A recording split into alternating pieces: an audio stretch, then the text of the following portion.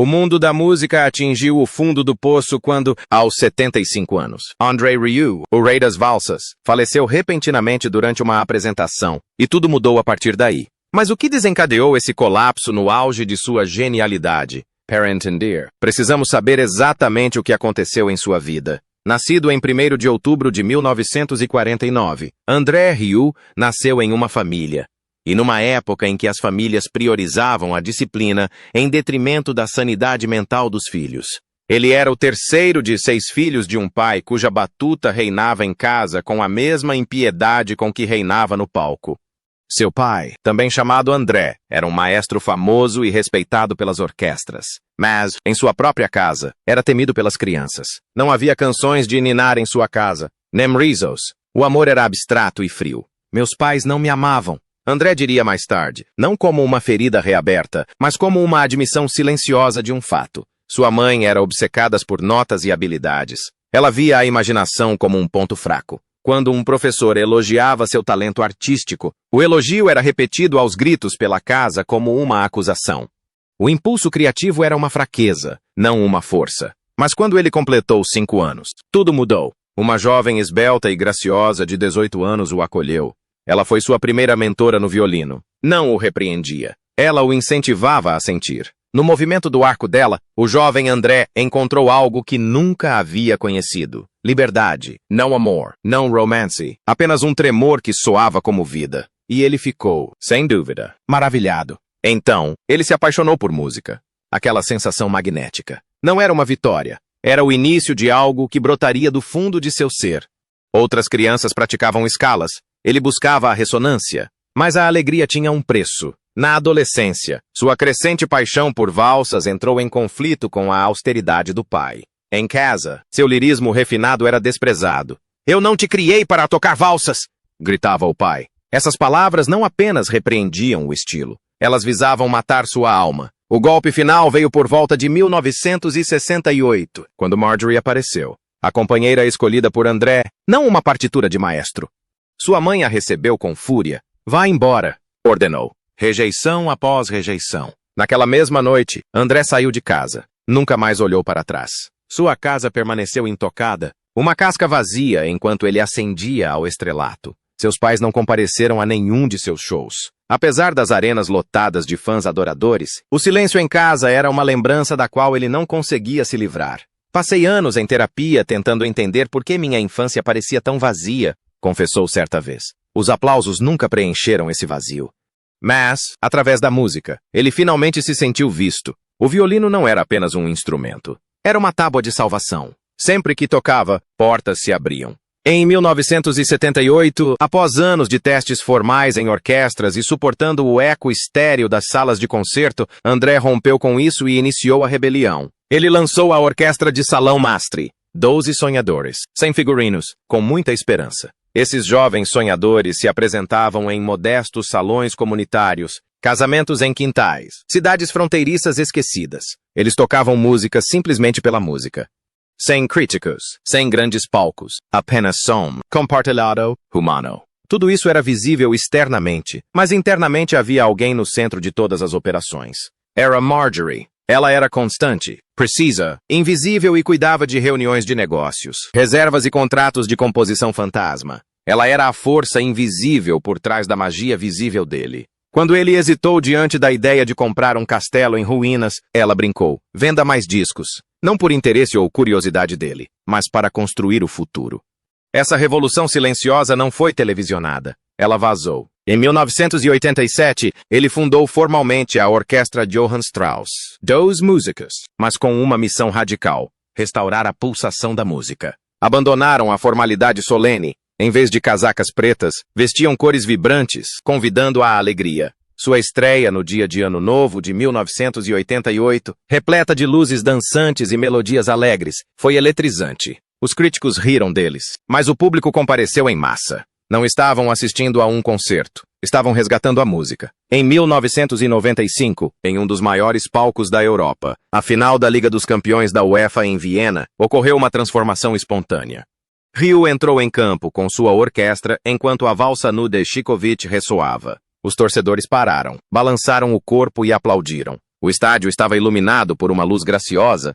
A tensão do esporte se dissipou. Quando o Ajax marcou, a sincronia pareceu celestial. O momento se tornou lendário. Da noite para o dia, Strauss e sua orquestra alcançaram o primeiro lugar nas paradas da Holanda por 19 semanas. Era algo inédito para a música clássica. Vendeu milhões de cópias no mundo todo. A Austrália veio logo em seguida. Em Melbourne, mais de 38 mil pessoas lotaram as arquibancadas do estádio para testemunhar um conto de fadas ao vivo. E não só isso, 8 dos 10 DVDs mais vendidos do país eram dele. Todos eles pertenciam a ele. Ele estava lado a lado com ícones pop como Pink e AC/DC. Apesar de todo esse sucesso, ainda havia quem não gostasse do que ele fazia. Eram os tradicionalistas que se revoltavam. Um maestro chegou a dizer, com desdém, pornografia musical, zombando de luzes e vestidos suntuosos, insinuando que a alegria não tem lugar na arte. Para o público de Ray, no entanto, aquilo significava tudo. A emoção dos avós, com lágrimas nos olhos, encontrou seu palco quando a família da dança se encantou. Quando ele disse, conosco, você não sente aquele silêncio solene que afasta as pessoas. Ele falava sério. Ele não estava vendendo ingressos para shows. Ele estava dando esperança às pessoas. Mas por trás das luzes douradas e dos estádios lotados, o maestro estava desmoronando. Em 2010, no auge de sua carreira, um novo problema surgiu. André foi acometido por uma infecção viral que invadiu seu ouvido interno. Para um violinista, o equilíbrio é tudo. Seu mundo desmoronou. Turnês foram canceladas. Apresentações, suspensas.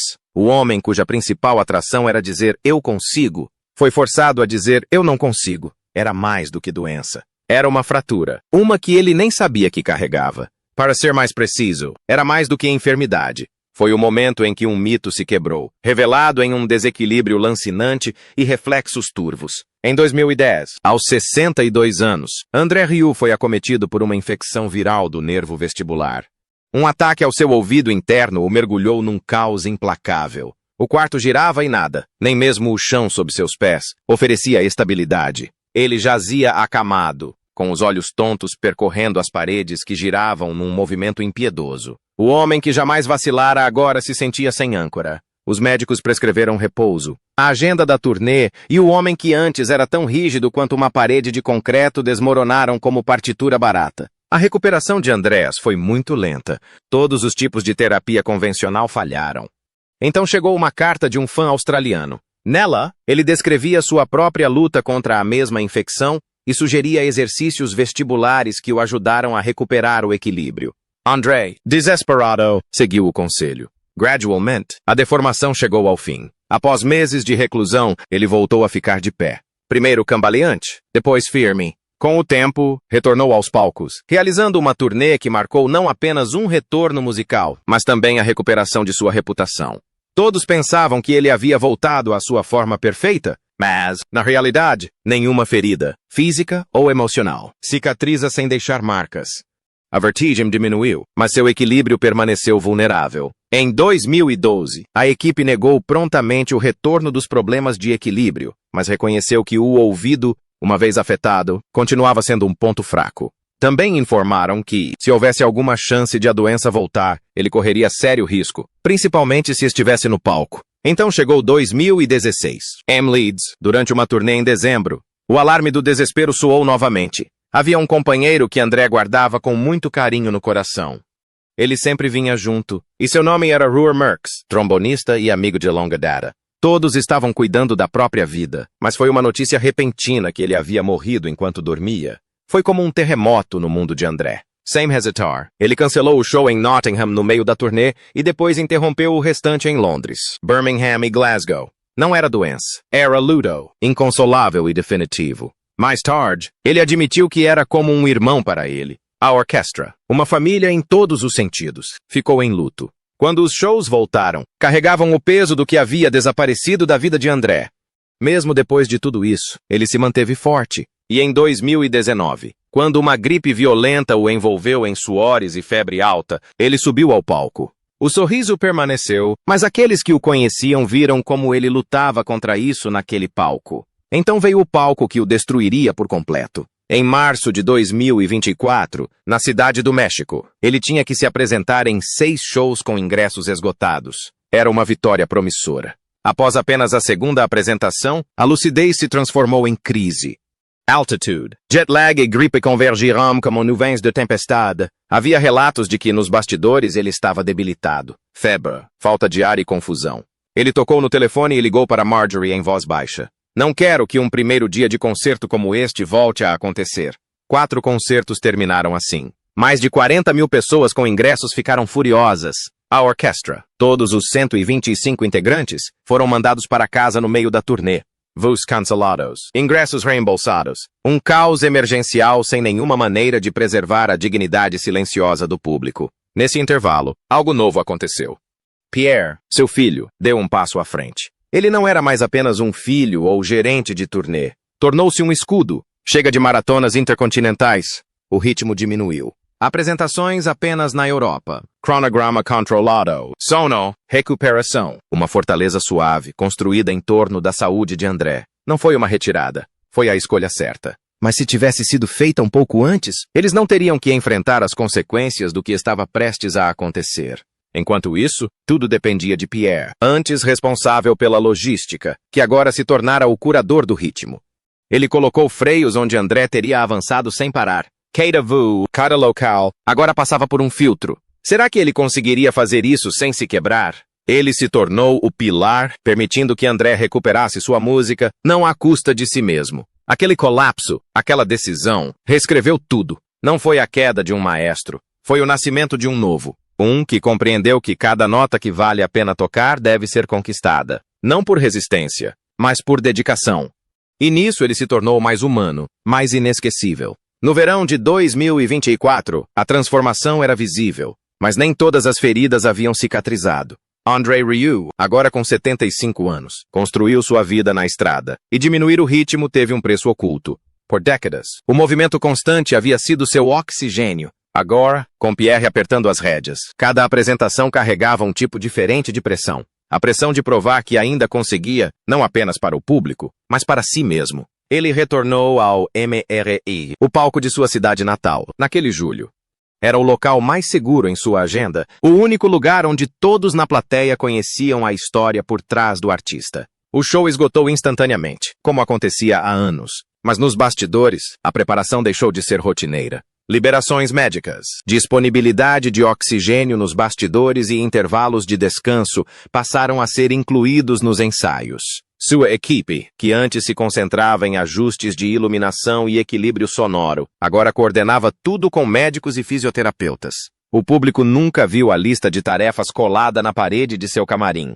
Foi um reconhecimento silencioso de que seu corpo não era mais o parceiro silencioso de outrora. A lista não era longa, mas era precisa. Hidratar-se antes do palco, limitar a duração do bis, nada de apertos de mão após o show, até que a frequência cardíaca se estabilizasse. Essas eram regras que Pierre impunha com a mesma seriedade que seu pai outrora reservara para as indicações de andamento. Mesmo com todas as precauções, houve momentos em que o ritmo antigo tentou se impor. Na terceira noite em Mrick, ele estendeu uma valsa além da duração planejada, perdendo-se na profusão de cordas. A orquestra acompanhou a música, a plateia se levantou e, por alguns minutos, tudo pareceu voltar ao passado. Mas, ao sair do palco, a camisa ainda grudava em seu corpo com a mesma sensação de peso úmido que sentira na cidade do México. A expressão de Pierre dizia o que nenhum dos dois queria expressar em voz alta. Ainda havia um limite, e eles quase o haviam ultrapassado. Os ajustes não eram apenas físicos, eram artísticos. André começou a rearranjar algumas peças, diminuindo a intensidade de maneiras que apenas ouvidos treinados perceberiam. As pocas energéticas tornaram-se menos frequentes. Baladas, valsas mais lentas e narrativas orquestrais começaram a dominar os repertórios. Os fãs acolheram a mudança sem perceber que também era uma estratégia. Era uma forma de criar a ilusão de resistência infinita, conservando a energia necessária para apresentá-la. Entre os shows, ele passava mais tempo em casa do que em décadas. As ruas de pedra de Mrick e o jardim atrás de sua casa do século XV tornaram-se sua sala de ensaios. Em vez de ensaiar por horas com a orquestra completa, ele praticava em particular, mantendo suas energias em alta para os dias de apresentação. Os amigos notaram um ritmo mais suave em sua voz, menos ligações noturnas e uma nova disposição para dizer não. Quando André Rieu voltou ao palco após sua longa batalha contra problemas de saúde, os aplausos foram diferentes. Não eram apenas uma celebração, eram de alívio. Durante meses, ninguém sabia se o Rei das Valsas voltaria a se apresentar. Sua infecção viral de 2009 o havia interrompido no meio da turnê.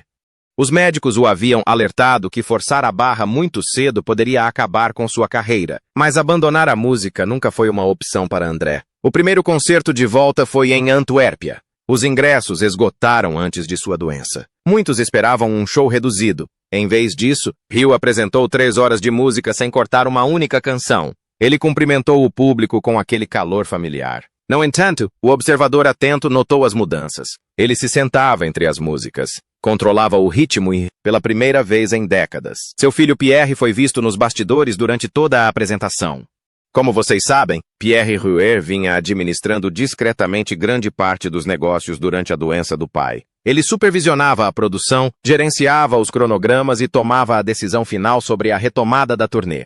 Agora, ele era visivelmente parte da rede de segurança do show. Em entrevistas posteriores, André admitiu que Pierre tinha instruções rigorosas para intervir caso ele apresentasse sinais de tontura. A responsabilidade era enorme. Não se tratava apenas de música. Tratava-se da saúde do pai dele. No meio da turnê de 2010, um momento especial aconteceu e os fãs ainda comentam sobre ele. Rick. André fez uma pausa durante o bis e chamou Pierre para a frente do palco. A plateia vibrou quando Pierre, reluctantemente, entrou no centro das atenções. André lhe entregou um microfone e pediu que cantasse junto com a orquestra. Pierre não era cantor profissional, mas o público não se importou. Foi um raro vislumbre da ligação pessoal entre os dois, ao vivo, para milhares de pessoas presenciarem. O vídeo viralizou rapidamente na internet, mostrando um lado de André que raramente aparecia em entrevistas. Não o maestro, mas o pai. Nos bastidores, o ritmo continuava implacável. A recuperação de André exigia um planejamento cuidadoso, mas a realidade das turnês deixava pouco espaço para descanso.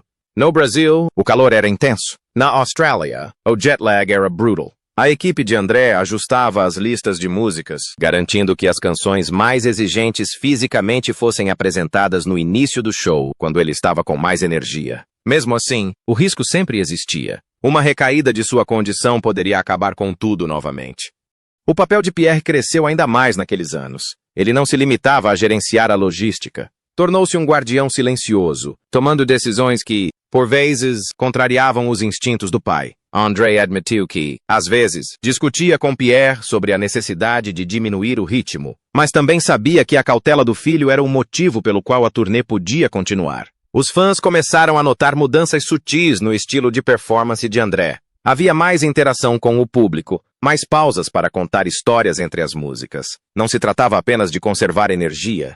André estava conscientemente tornando seus shows mais intimistas. Ele queria que o público se sentisse parte da jornada. Todos os momentos de êxtase, os medos, as vitórias. Em 2012, a verdadeira máquina estava de volta com força total. As turnês percorreram continentes novamente. No entanto, a sombra de sua doença nunca desapareceu completamente. André falou abertamente em entrevistas sobre como isso o havia mudado. Ele não se via mais como invencível. Cada apresentação parecia um presente, não uma garantia. Financeiramente, o retorno foi surpreendente.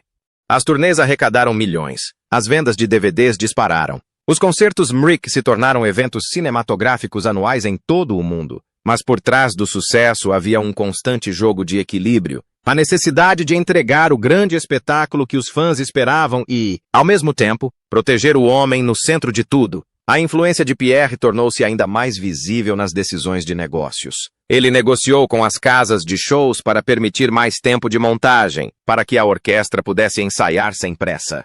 Ele insistiu na presença de equipe médica em todos os shows, independentemente do local, e começou a se preparar para algo que André raramente discutia em público. O que aconteceria quando ele não pudesse mais fazer turnês nessa escala? Em entrevistas, André descartava a ideia de diminuir o ritmo, mas aqueles próximos a ele perceberam os sinais. As turnês ainda eram enormes, mas os intervalos entre elas aumentaram um pouco. O calendário permitia mais tempo para a recuperação. Não era uma retirada, era preservação. Mesmo assim, as exigências eram implacáveis. Em 2016, a agenda incluía mais de 100 apresentações. Isso significava viagens constantes, mudanças climáticas e o desgaste mental de liderar uma orquestra em vários países. Os fãs só viam o brilho da música, não viam o cansaço quando as luzes se apagavam. Então, aconteceu o incidente no meio de uma turnê europeia. Não foi dramático o suficiente para virar manchete, mas foi sério. Durante uma apresentação em Viena, André fez uma pausa mais longa que o normal entre as músicas. Pierre se aproximou do palco para observar. A música continuou, mas havia uma mudança no ar. Mais tarde, André revelou que se sentiu exausto durante aquele show. Ele terminou o show, mas a lembrança permaneceu com ambos. Foi um lembrete de que, por mais cuidadosos que fossem, o risco nunca desaparecia. Para Pierre, isso reforçou sua missão tácita de proteger o pai sem deixar que o público percebesse suas fragilidades. No ano seguinte, André reduziu certos aspectos físicos do show. Delegou mais tarefas aos membros da orquestra. Incentivou apresentações solo de cada um, permitindo-se pequenos intervalos de descanso sem interromper o fluxo do concerto.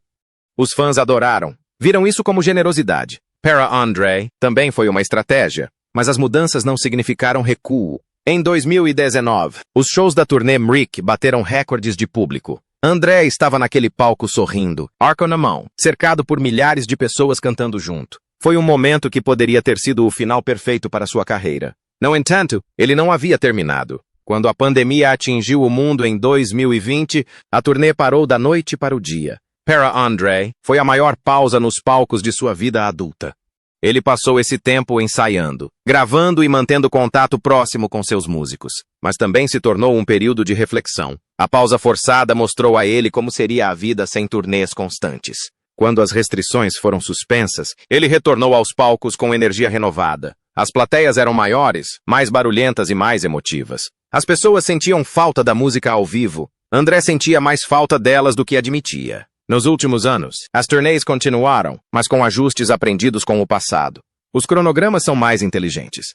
A viagem foi planejada para minimizar o desgaste. Pierre permanece ao seu lado em quase todas as apresentações. Ainda observando. Ainda pronto. André Rua tem agora 75 anos.